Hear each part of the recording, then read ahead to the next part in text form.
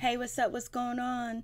It's Mary Jane. Please like, comment, subscribe to my YouTube channel. It would be greatly appreciated from the bottom of my heart, my peace, my peoples. So let's get into the mess that is going on with NeNe Leakes and Kim from Real Housewife of Atlanta. So we know Kim's daughter, Brielle, did an Instagram post when she was at NeNe Leakes' house, which she wasn't invited, nor her mother was invited in the first place. But they came there to wreak havoc, and they did. Brielle, she went to NeNe's bathroom and she took pictures of cockroaches or roaches or flying roaches. Down south got flying roaches or whatever. So NeNe Leakes were very upset. She was mad. She was like, if there's roaches in my bathroom, you brought them. I don't live with roaches and all this other stuff. And it's just like, wow, that is real shady, low down, and dirty. But that's the way, Kim told her daughter to be, because Brielle was coming after Kenya Moore as well. And it's like, Kim needs to put her daughter in check. Like, stay out of grown folks' business. It's not cute when your 20-year-old daughter is hopping and mopping and bopping all over the place, trying to get, that reality TV money, trying to get them checks, trying to get popping. And it's so sad to see where Brielle came from. She was a very insecure, mud duck looking child. And she looked up to her mother every time she turned around. Kim Zolciak was getting some type of plastic surgery done, trying to lift her booty, lift her breasts, sucking out the fat out of her body, and all that other stuff. And then the wigs and the makeup and the transformation, which led to Brielle doing the same thing.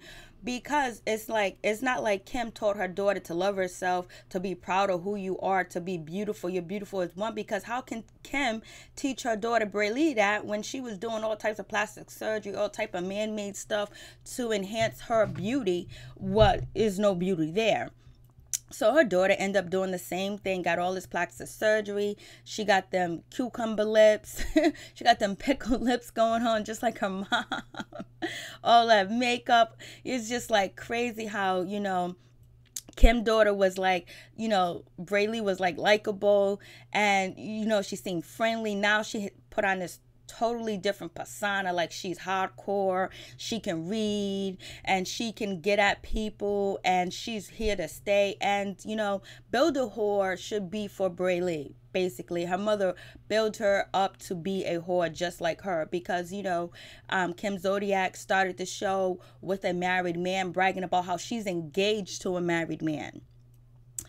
Isn't that some shady crap? I'm engaged to a married man, and bragging about how Big Papa takes care of her. He pays her. He does this for her. He does that for her. All that craziness. And then also Kim was gay for pay for a little bit. From one season, she had a girlfriend. She'll do anything for money, and she's just letting her daughter do the same thing. So her daughter is following in the footsteps of her mother. The apple doesn't fall too far from the tree, and that's what we have right now. We have mini Kim is Brielle, but she has to be more feisty and try to be out there, because there's so many people out here in the internet world that are doing the same thing as Brielle's doing. But only thing is, she has Kim Zolciak behind her and Croy. And all my other videos, I tell you that I believe that Kim is racist, and I believe that Croy is racist as well, just because of their behavior, their mannerism, how Croy acts around, black people, how he just seems like he is the epitome of white supremacy, in my opinion. This is all my opinion.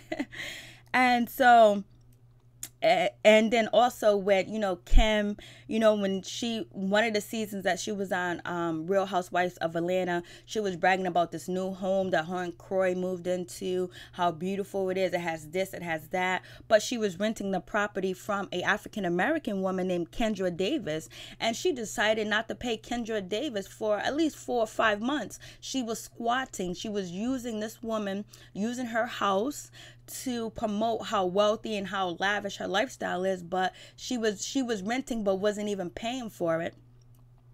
And then after that, after the woman exposed Kim for not paying rent and squatting in her house, Kim goes online and she does a whole negative, tour against this woman, Kenya Davis, talking about she has a shady past, she's this, she's that, all types of just bringing this woman down after she used this woman for, credit to show that she has money on Real Housewives of Atlanta. So, you know, she's grimy and she's dirty. Then after that, she took all the pictures, the paintings, and she kind of like trashed the house. Like, she took a lot of the furniture and things out of the house that she didn't even own. And so how dirty and low down is that? So that's where her daughter's getting the shystiness, the dirtiness from. And they felt like they can do that because she was a black woman. And you know what? I'm going to get online and I'm going to have a campaign to make this woman look bad when she was renting and squatting in her house, her home. So how she uses African-American women. And then also how she treated Sweetie. She treated Sweetie like a slave. She talked about Sweetie. She just did Sweetie in. And she let her husband get in on the action, dogging Sweetie out. Terrible, terrible, terrible how she treated that woman, Sweetie, and talked about her like she was nothing. But yet she was raising your kids for years.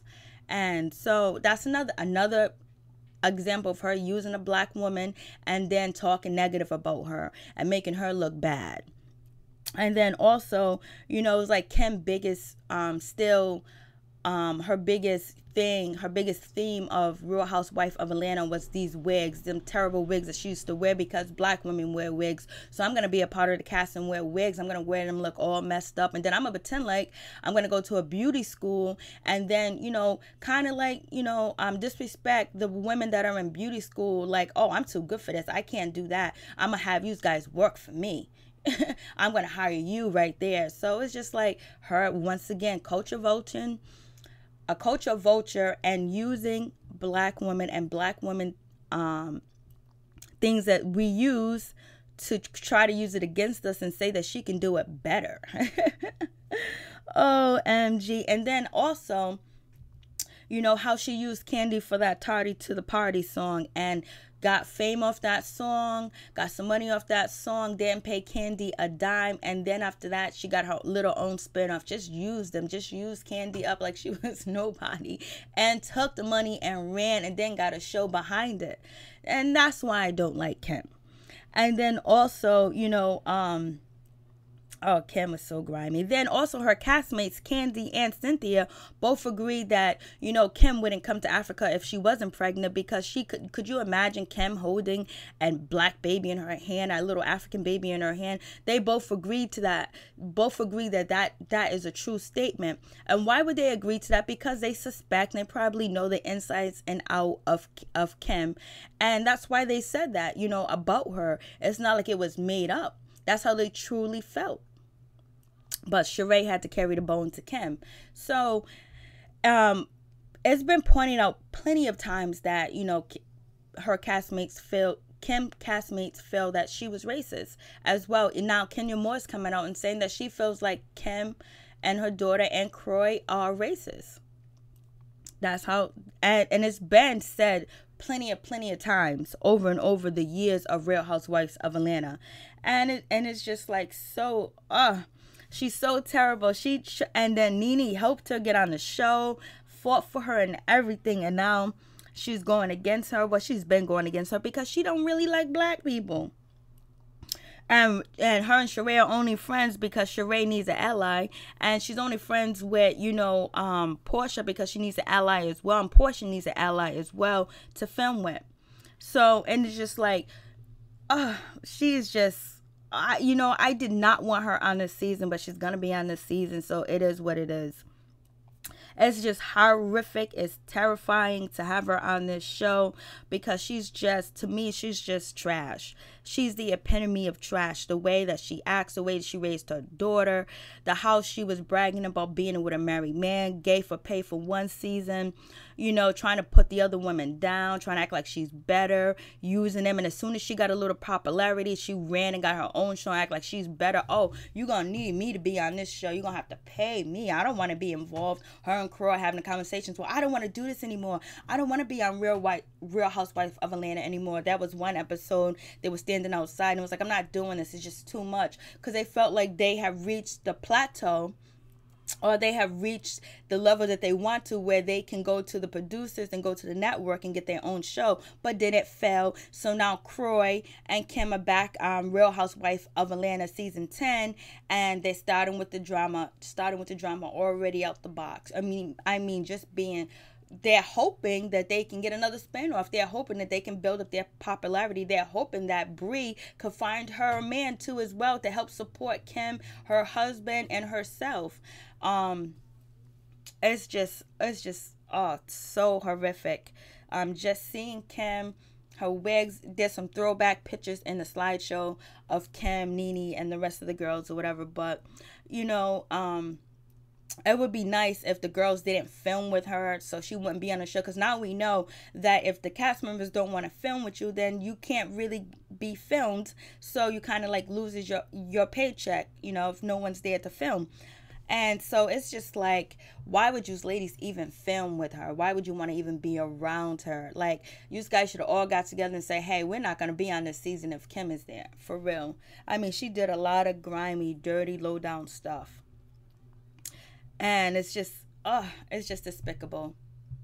Despicable. But you know what? It is what it is. So we'll see how season 10 is going to hit the blogs, hit the internet streets, because Kim is no hold bar.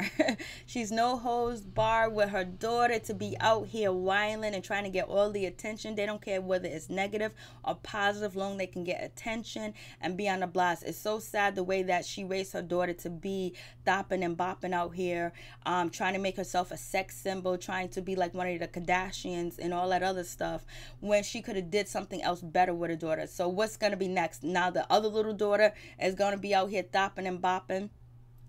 Oh goodness, it's just horrific. Peace. I'm out.